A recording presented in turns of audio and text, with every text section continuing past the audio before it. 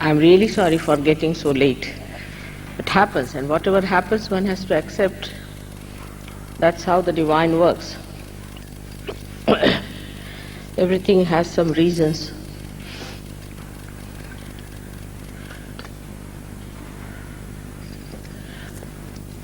Now, Dev has been able to explain to you what centers we have within ourselves. And he has told you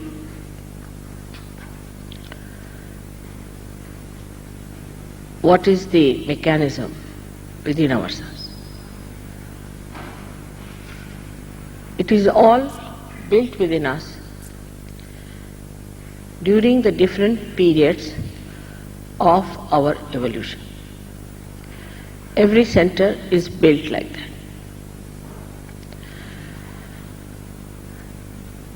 Now, all this is built like a pathway.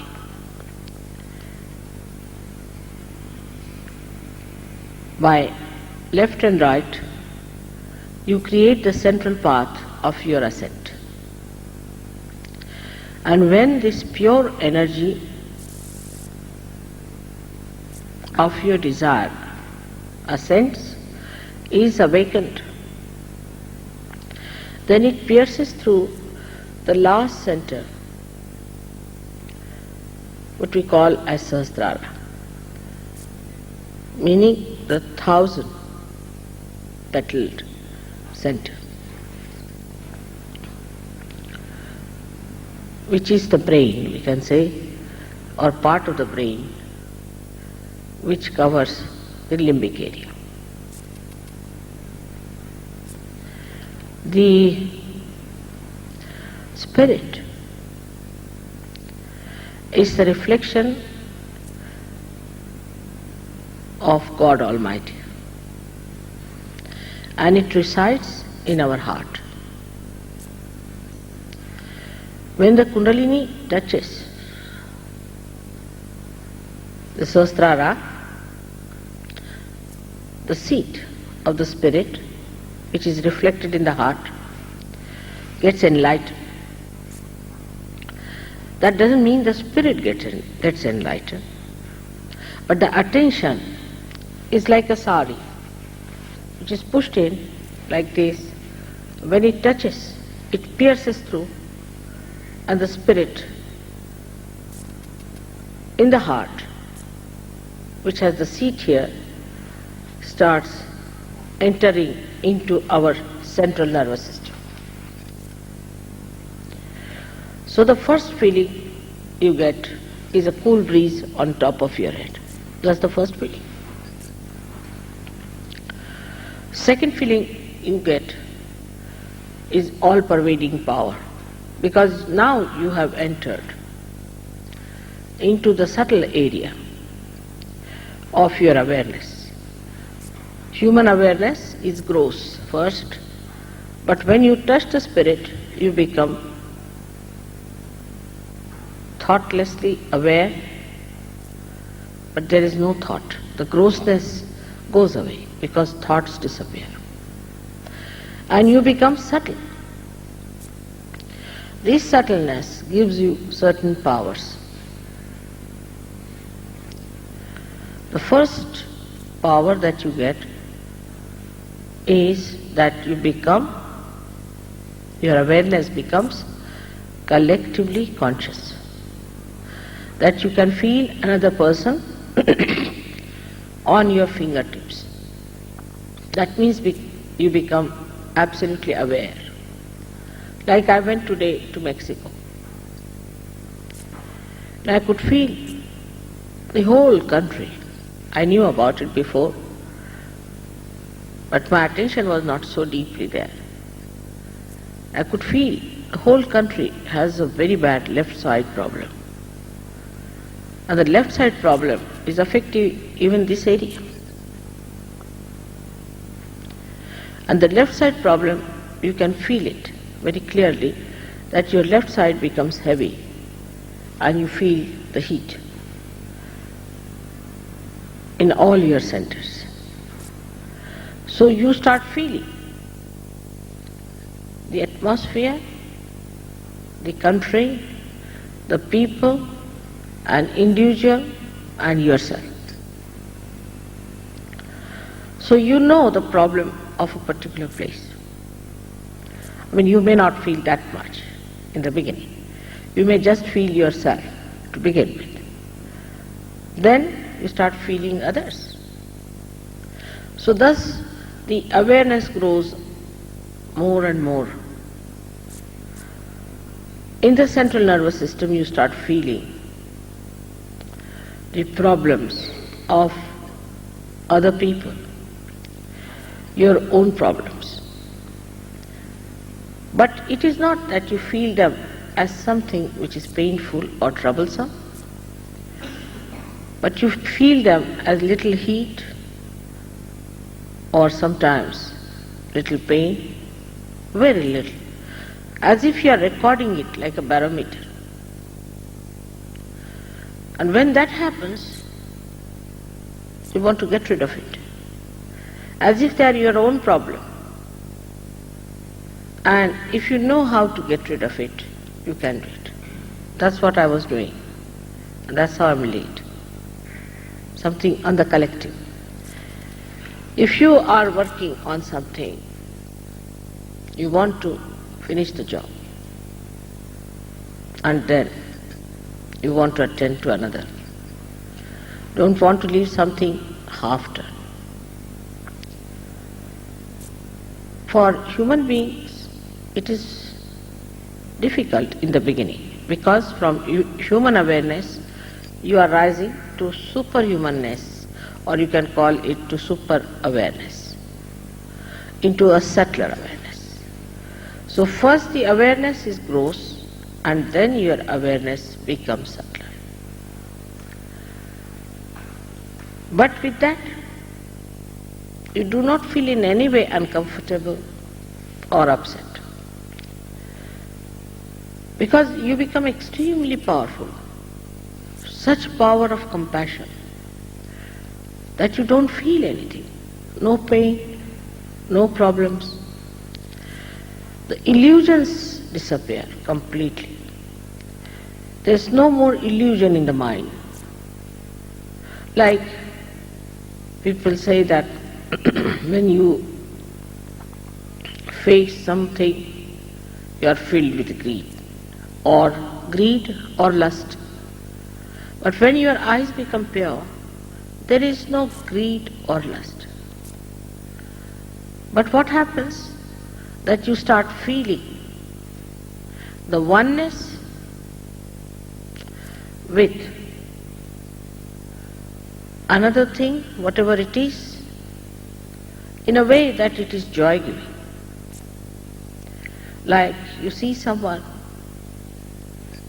an attractive person, there is no sensation of baser feelings for that person. But the sensation just disappears, and you start feeling the joy of the creation of that person or the thing. Like in Mexico, people have made so many things with hand. If you watch them, you might think how much it will cost, what will be the price, who has made it. But if there is no thought, then you see something which looks very joyous, because you can feel the vibrations. And you know somebody has made it who might have been a realized soul, who might have been a very great devotee of God, might have been a person who must have thought that this is your creation, O God. Such a person might have made with that feeling which is to be gratified, and you feel that we should take it. The matter has only one capacity, that it gives joy in giving to others, so that you can express your happiness into it. So you become very subtly aware of the matter, that you start understanding the matter, what it means and what is the use of a particular thing. In the same way, when you meet people new people, absolutely never known. You know what are their needs, what problems they have, on a wider scale, on a collective scale, and also you know one simple thing, that there are people in Mexico who are seeking God, who are to be helped, who are to be given something that they want. They may not be so much aware of it, but we become aware of them. And a kind of a rapport of a very subtle type is established. And you get attracted towards other people, not through any lust or greed or any purpose, but in oneness with the joy that they have within themselves. The joy of the Spirit. You look at them and you feel this person is such a wonderful person. How do you know? You start feeling the cool vibrations in your hand from that person. And you just enjoy that person for that person's sake, not for anything, whether poor, rich, good looking, bad looking, doesn't matter. You approach the spirit of another person because you have become the Spirit. People talk of big things, of organizing peace missions, this mission, that mission, to create a better relationship. All relationships which are at a gross level create problems, because there is some sort of a lurking selfishness behind it. But once it becomes a spiritual relationship, you just enjoy the other person without getting into any discussion about what is your gain, what is you are going to achieve through going nearer to that personality. Thus you become the receiver of the joy, like a lake which is rippleless, which is absolutely quiet and looks like a mirror.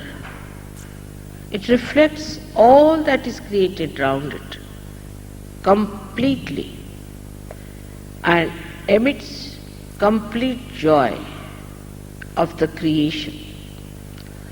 In the same way, the heart, which is filled with the light of the Spirit, reflects the complete joy of the creation of another person. Whatever it has in a subtle way, you enjoy it. Then the time you don't see. You go beyond time. You go beyond time. You are not bothered about time. Everything has got a proper time. And you start understanding that this is the time it was to be. You don't become a slave of time. You don't become slave of any habits. You don't become slave of any temptations. But you enjoy the complete freedom of enjoying the joy. For example, we are very tight, thinking what is to be done next, what this has to be. But then you start seeing the purpose of your life. Like one day, we had to have a puja, or a kind of a worship. They said we'll start at about 9 o'clock, as it is today. Something happened. And I said, all right, we'll start at 9. But I knew 9 was not all right. So I reached the place at 11. Of course, those who had to stay stayed on. Because you need people who understand that time has no meaning when it is the Spirit. And I said, now, just see the Panchanga, the the book which we consult for timing. They said today is the dark night, Amavasya. And when does it end? Just now. I said that's it. So everything, the timing, everything has to be worked out according to the need of the spirit and not need of the gross. When that happens, you move smoothly and understandingly the whole pattern of the divine, how it works out. And that is how you understand the dynamism of time. Because you live in the present, not in the future or in the past. Actually, the past doesn't exist and future has not come. We don't know what future is. To come in the present, you have to be the spirit. And when you are in the spirit, then you realize that this present is the reality. The rest is a myth. When the Kundalini rises, she passes attention into an area, or she penetrates into an area where there is silence, because a thought rises and falls off, another thought rises and falls off. In between these two thoughts, this area exists of the present. Now, but if I say you stop at this point to be at this point, you cannot. Your mind is jumping either on the past or on the future. But the Kundalini is the only thing that stops at present moment, so that you don't consider the past and the future, but you enjoy the present, the complete dynamism of the present, and you are effective. You are dynamic. You can do 1,001 things which normally you cannot do. And you are surprised how it works out. The divine has its own plans, has its own understanding, and we cannot make the divine to work as we want. We have to accept whatever the divine does and manages, and then we see the miracles of the divine and we are surprised how efficient it is, how beautiful it is. Like a machine. We feel the efficiency of the divine, but above all we feel the compassion, the love, the understanding of the divine. But first we must rise up to that. And for that one has to grow in the awareness of the spirit. If we cannot develop the awareness of the spirit, we lose that magnitude which we have to achieve. So what is to be respected is the spirit after realization, because it gives you the truth. To understand the truth, you have to be the spirit. Otherwise, whatever you understand is falsehood, is not the truth. Because of your mental projection, you think that that is the truth, is not so. For example, now, if I am sitting on this chair, you won't know any time that I ever sat on this chair. But supposing there's a realized soul who comes round, immediately he will know that there was someone like me. For example, I say that Mozart was a realized soul. How do I know? He's dead now. Because you can feel it on vibrations that he was a realized soul. I say Abraham Lincoln was a realized soul. Not because the way he lived or what he did, that was just an expression or was the symptom of his greatness. But because when you think of him, you get cool breeze in your hand. Tremendously cool breeze, soothing, which crawls over you. Oh, that's Abraham Lincoln. We do not know where we spend our time, what people are important to us till we are the spirit. We waste our time catering to something absolutely useless. And then suddenly we discover, oh God, what a waste of time. What a waste of energy. What a waste of money. This man was a cheat. He cheated me. This work was all falsehood. Why did I waste my time there? After realization, you become the absolute. There is no relative value. You do not judge anything relatively. You just know what is absolute. And once you know the absolute, you are cocksure about it. There's no wavering. Thus you become an extremely powerful person and you know the truth about everything. Now the truth is very simple, that you are the spirit and you are not this body, you are not this mind, and you are not this ego or your conditioning, but you are the free spirit. That's the truth is. But it is not just a mental truth, but is actually so and has to be actualized. The third thing that happens to you, apart from your awareness becoming the truth, the complete knowledge, you become the source of joy. Not that you only receive the joy, but you become the source of joy, the source of bliss, and the source of peace. Wherever such a person goes, it just suits. Yesterday you saw a lady, she had very stiff fingers. She couldn't move them. And as soon as I said, "What's wrong with your fingers?" she started moving them. She was amazed how she started moving. Just my attention. Just one question. I said, "What's wrong with your hands?" She just started moving. She said, "Am I cured?" First she said, "It's some nervous trouble." And then she said, "Oh, it's moving. It's all right. Cured." How?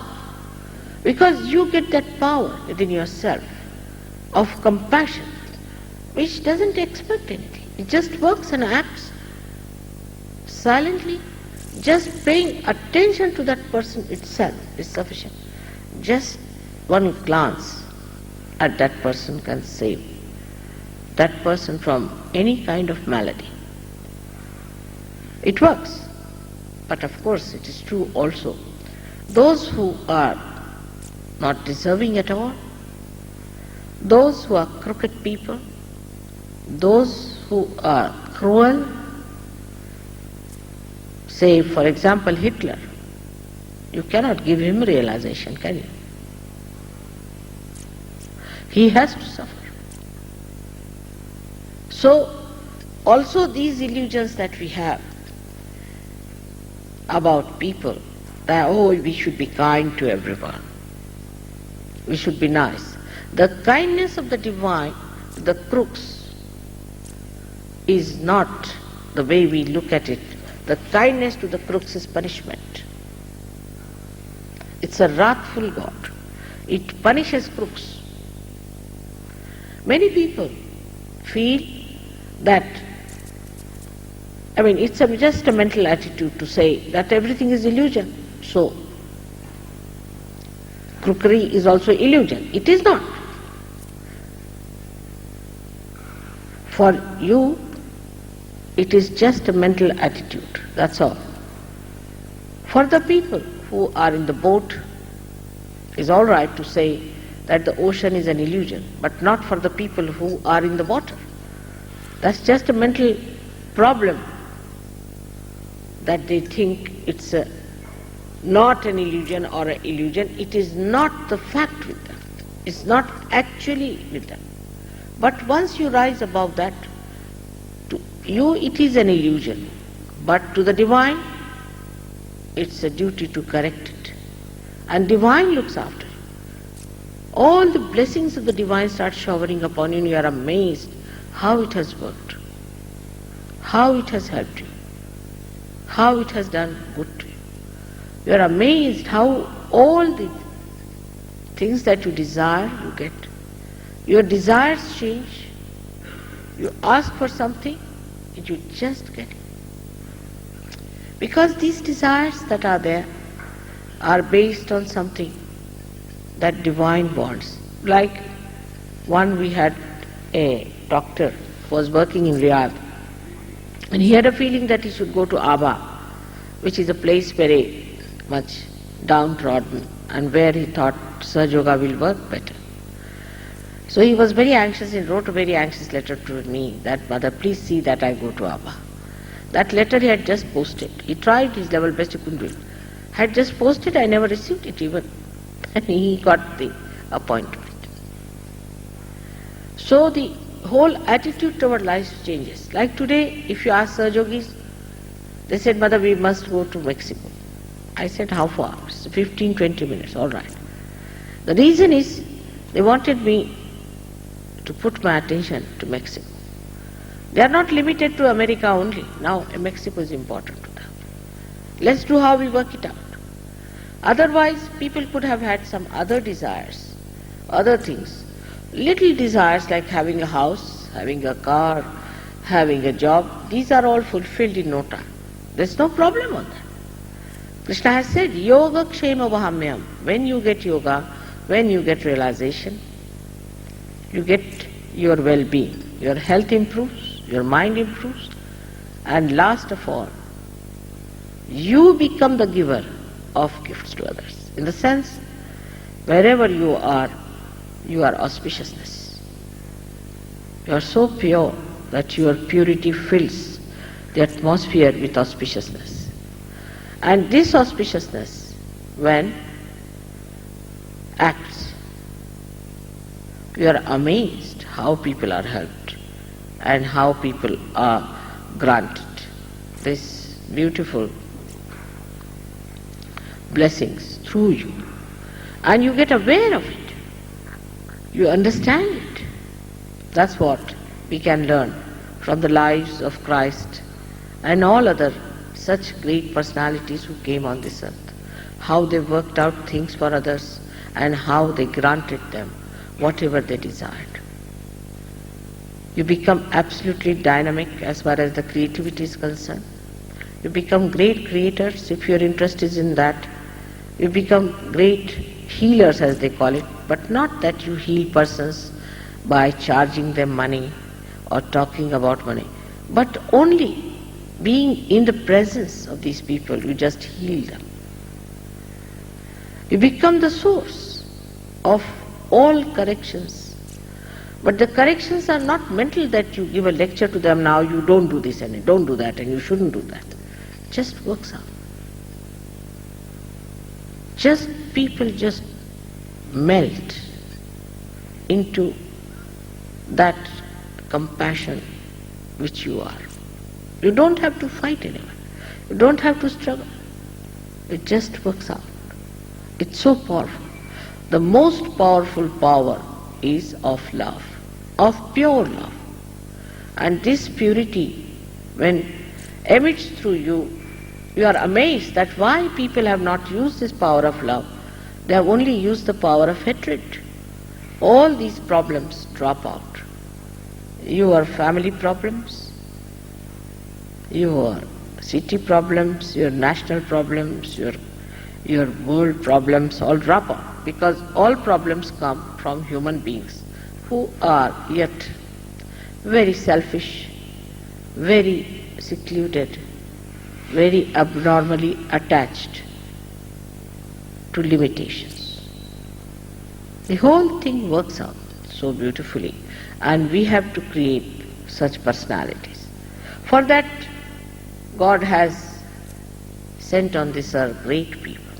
I see everywhere there are very great people, very special category of people who understand that they have to play a role in the working of the divine, and they work it out in such a manner that they contribute to the well-being of the whole universe.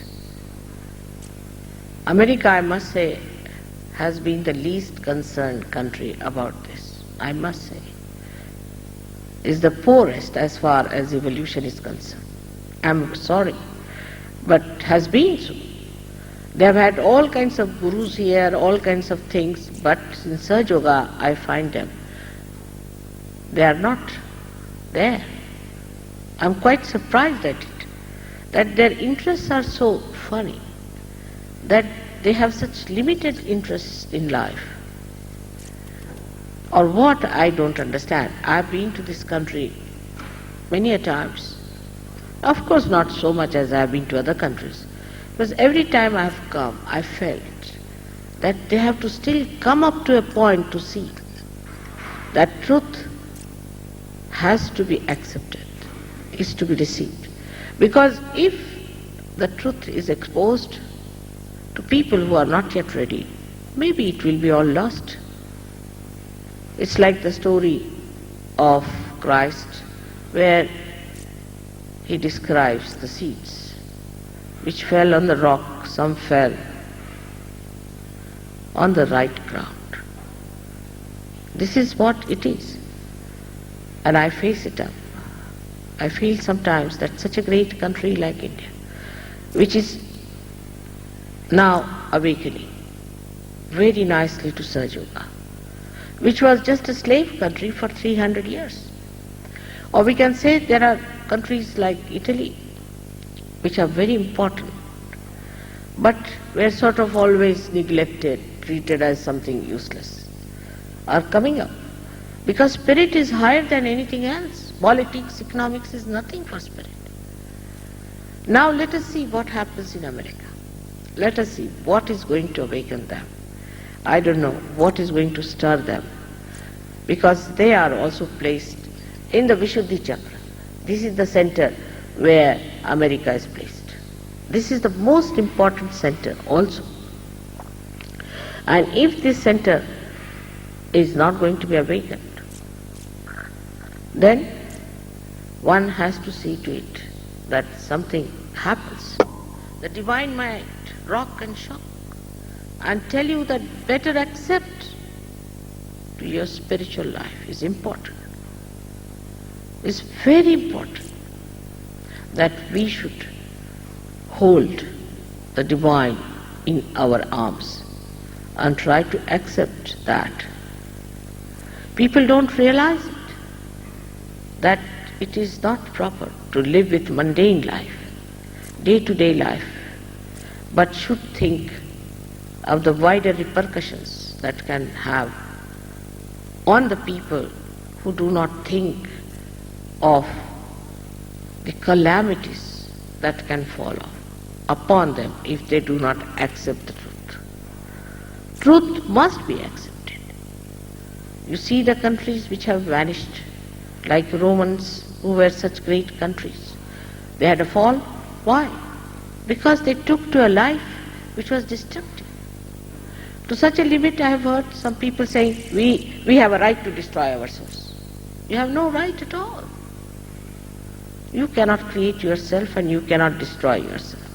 So one has to realize that if you have any right, that is one, to be the spirit, to be that power which can make others the spirit, which can make others the source of joy, what they are. This is the epitome of our evolution. This is the last judgment, as I told you. And the Kundalini is going to judge you. Kundalini is going to judge you. It is not anybody is going to weigh you and say you are such a weight so you are all right, or your brain has so much weight so you are all right. But the judgment will come to you when your Kundalini will rise. You will judge yourself. And you will judge yourself by denying or accepting the spirithood, the oneness with the divine. That's a fact. I must declare it to you, because that is what is very important to understand. And as a mother, I feel very concerned that such a big population should not go a waste, just a waste because they could not realize the importance of their being, of their own life, of their own role as spiritual beings. May God bless you all. The lecture can go on because on the spirit I must have given at least, I don't know, about at least 100 lectures so far only on the subject of spirit. So it's an endless job. And every time I say something, people say, Mother, you have said something very new. So the knowledge is endless, but you become the knowledge. You yourself become the knowledge and you start understanding it. Only thing is, you must have assiduity, respect for yourself, and the importance of responsibility, that you have to be the spirit. That's why you have come on this earth as human beings at this time. This time is very precious, and it's not a fashion to be a seeker, but it's something that has to happen to all of you. Yesterday you people asked me many questions, and I think I answered most of them. Some of them were very good questions, but some of them were a little very simple, I think, but nobody was aggressive. But on the whole, I think that maybe San Diego is a place from where we may be able to save America. I didn't have any program anywhere in Los Angeles or anything, but I came to San Diego. But you have to know that if this is the place, we have to get people who are of that quality. I don't know when are we going to get them, but I hope we get those people of that quality. Even a small nail can hold a sari. In the same way, a little place looking like San Diego can save America. May God bless you all.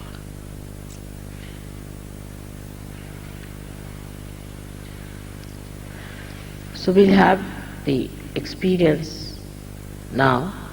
It will take about 5 minutes for you, because if all the chakras are discussed, already the attention is on that. It's very simple to put your hands towards me. Everyone slip off their shoes again.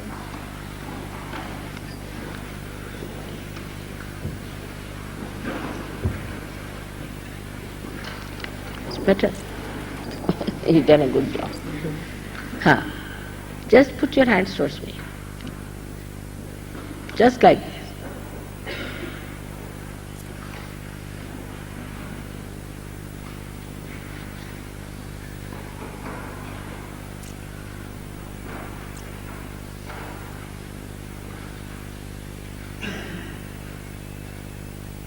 Left.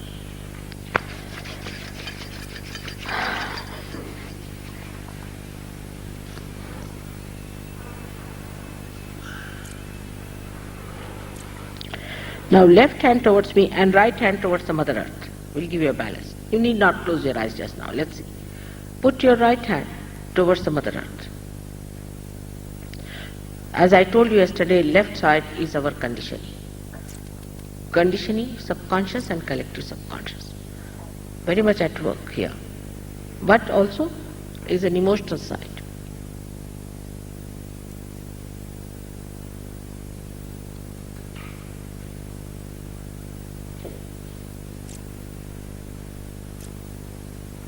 Now put your right hand towards me and left hand towards the sky. Right hand towards me. Right hand towards me like this. Left hand towards the back.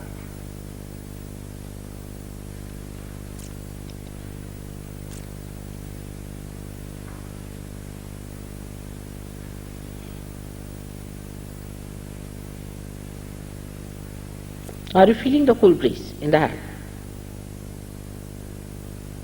You are already thoughtless, there is no thought. But just see if you are feeling the cool breeze.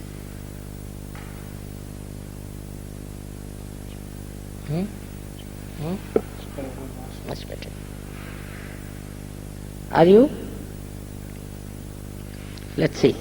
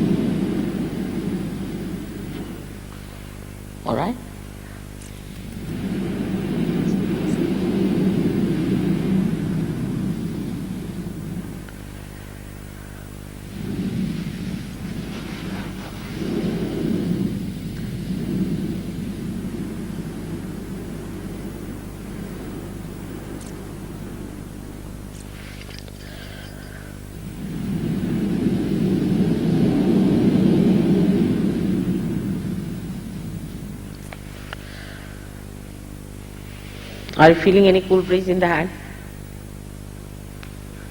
All right. Now put your left hand on top of your head. Just here. Fontanelle bone area. Are you feeling? It's a very subtle thing. Are you? Pay attention. Working out. Good? All right. Now change over. See the left hand with the right hand. Just pay attention there. See.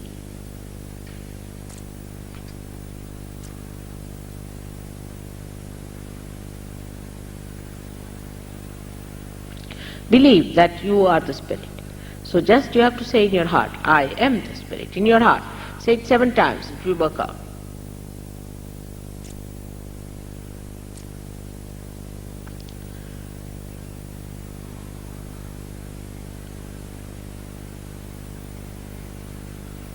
Release it. Is it all right? Are you feeling the heat coming out? Little heat. All right. Now turn. Change. See now.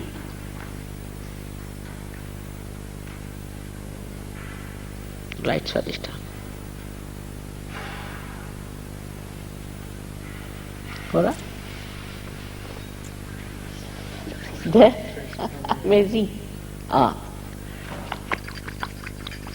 Now just see if it is working. Cool breeze.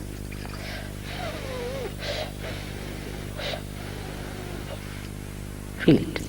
Just put your hands like this.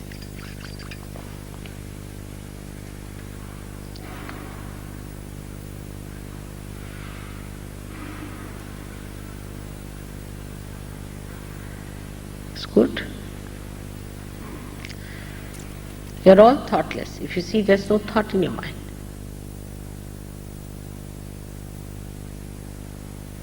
And complete silence. Enjoy this. This moment is going to transform your life. Take it from me. You may not realize today, but you'll realize it very soon.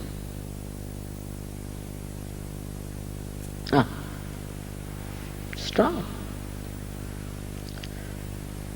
Have faith in yourself. That's the main thing.